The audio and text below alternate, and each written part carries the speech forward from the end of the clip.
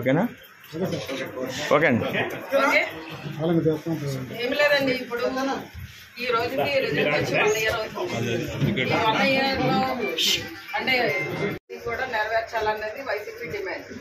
అంటే ఇంతవరకు కూడా ఎక్కడ కూడా పెన్షన్ తప్పించి ఏ ఒక్క హామీ కూడా సూపర్ సిక్స్లో జరగలేదు.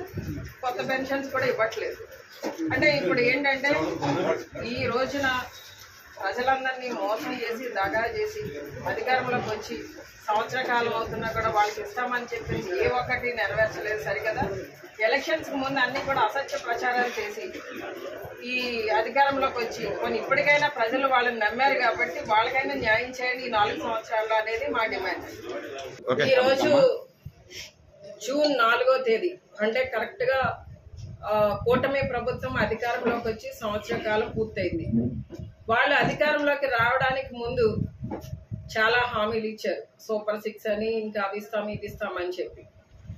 ముఖ్యంగా పిల్లల చదువు విషయంలో అమ్మఒడి మనం ఇంటికి ఒకరికి ఇస్తే మొత్తం ఇంట్లో ఎంతమంది ఉంటే అంతమందికి ఇచ్చేస్తామని చెప్పారు. అలానే ఇంట్లో 18 సంవత్సరాలు నిండిన ఆడపిల్లలు ఉంటే ఆ 18 సంవత్సరాల నుండి 60 సంవత్సరాలు వచ్చే ఆడపిల్లలందరికీ కూడా ఇచ్చేస్తామన్నారు.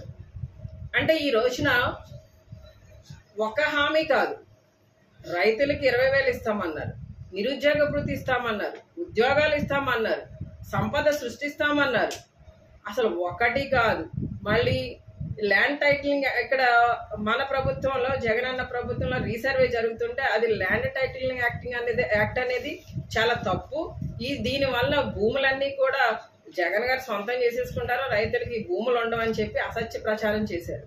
అంటే ఈ రోజున వాళ్ళ అధికారంలోకి వచ్చింది నిజంగా ప్రజల నుండి వాళ్ళు సానుభూతి పొందో లేదా ప్రజల నుండి ఆదరణ పొందో లేక అభిమానం పొందో అధికారంలోకి రాలేదు. ఎంతసేపు కూడా అసత్య ప్రచారాలు చేసి అధికారంలోకి వచ్చి ఈ రోజున ప్రజలని వెన్నుపోటు పొడిచారు. అంటే వెన్నుపోటు పొడిచిన విధానం సంస్కృతి వారి సాంప్రదాయం, ఇది ఇప్పటిది కాదు. సీనియర్ ఎన్టీ రామారావు గారు ముఖ్యమంత్రిగా ఉన్నప్పుడు ఏ విధంగా వెన్నుపోటు పొడిచి పార్టీని వారి చేతుల్లోకి లాక్కుని పదవులను ఏ విధంగా లాక్కున్నారో రాష్ట్ర ప్రజానికానికి తెలుసు, ప్రపంచానికి తెలుసు. ఈ రోజున అదే వెన్నుపోటు ధోరణిలో ప్రజలను కూడా వెన్నుపోటు పొడిచి హామీలన్నీ కూడా గాలికి వదిలేసి వాళ్ళని మోసం చేసి దగా చేసి ఇస్తామన్న ప్రతి ఒక్కటి కూడా ఈ రోజున రోడ్డు మీదకి రావాల్సిన పరిస్థితి ప్రతి ఒక్కరికి ఉన్నా కూడా పాపం వాళ్ళు ఎంత వేదనతో ఈ రోజున గత ప్రభుత్వం మన జగనన్న ప్రభుత్వం మన జగనన్న పాలనని గుర్తు చేసుకునే రోజంటూ లేదు. ప్రతి ఒక్కరు ఈ రోజున నారావారి పాలన నరకంలా ఉందని చెప్తున్నారు. ప్రతి ఒక్కరు కూడా బాధపడుతున్నారు. ఎందుకు ఓటేసామా అని బాధపడుతున్నారు. జన సైనికులే మాట్లాడుతున్నారు ఎందుకు వీళ్ళకి ఓటు చేసామా అని. అంటే ఎంత భయంకరమైన పరిపాలన ఈ రోజున కూటమి ప్రభుత్వం ప్రజలకు అందిస్తుంది. పోనీ అక్కడతో వీళ్ళ ప్రజలను మోసం చేయడమే కాదు, దగా చేయడమే కాదు, వెన్నుపోటు పొడవడమే కాదు, మళ్ళీ వైసీపీ కార్యకర్తల మీద, నాయకుల మీద వాళ్ళ అక్రమ కేసులు పెట్టడం, తప్పుడు కేసులు పెట్టి పోలీస్ స్టేషన్ చుట్టూరు తిప్పడం, ఇబ్బంది పెట్టడం, జైలుకి పంపడం. ఈ రోజున మాజీ శాసనసభ్యుల్ని, మాజీ మంత్రులను కూడా వదిలిపెట్టకుండా ఎప్పుడు చరిత్రలో లేని విధంగా ఐఏఎస్ ఐపీఎస్లను కూడా అరెస్ట్ చేయించడం, వాళ్ళని జైలుకి పెట్టడం. అంటే ఈ వీళ్ళ పరిపాలన ఎలా ఉంది? అరాచకాలు, అక్రమాలు. అంటే ఎంతసేపు కూడా మన మీద పగ తీర్చుకునే ధోరణి. అంటే వీళ్ళకి అధికారం ఇచ్చింది ప్రజలు ఎందుకు?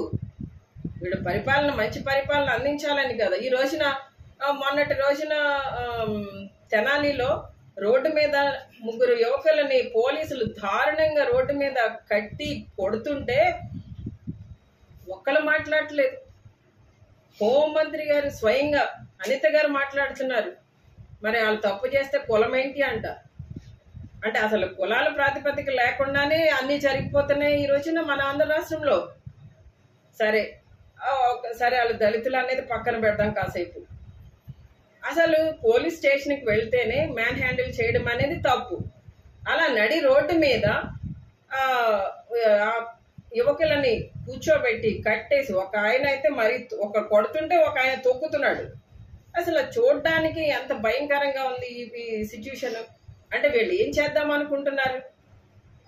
ఈ రోజున ఈ పరిపాలన చూసి ప్రజలందరూ కూడా ఈ సంవత్సర కాలంలోనే విరక్తి చెందారు. ఇలాంటి వాళ్ళకి మనం ఓట్ చేసిన దాన్ని బాధపడుతున్నారు.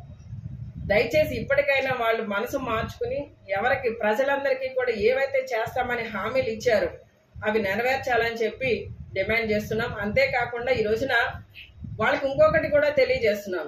చెయ్యగలిగితే చేస్తామని చెప్పాలి, చెయ్యలేనప్పుడు చెయ్యలేమని ఊరుకోవాలి. ఇప్పుడు 40 సంవత్సరాల ఇండస్ట్రీ నాది అని చెప్తున్న చంద్రబాబు నాయుడు గారు, ఆయన ఎన్ని అప్పులు ఉన్నాయో రాష్ట్రానికి, ఏ పథకం ఇస్తే, ఎంతమందికి ఇస్తే ఎంత ఖర్చు అవుతున్నాయి, ఎన్ని నిధులు కావాలో ఆయనకు తెలియదండి. పెద్ద విషనరీ అని చెప్తాం కదా మనం.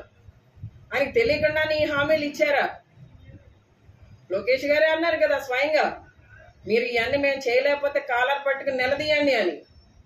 అంటే మాటల వరకు కాదు, చెయ్యగలిగితే చేతలు చెయ్యాలి, లేదా చేయగలిగి మాత్రమే చెప్పాలి తప్ప ఇలా అసత్య వాగ్దానాలు ఇచ్చి ప్రజలను మోసం చేసి, దగా చేసి, వెన్నుపోటు పొడవడం అనేది మానుకోవాలని చెప్పేసి వారికి తెలియజేస్తున్నారు.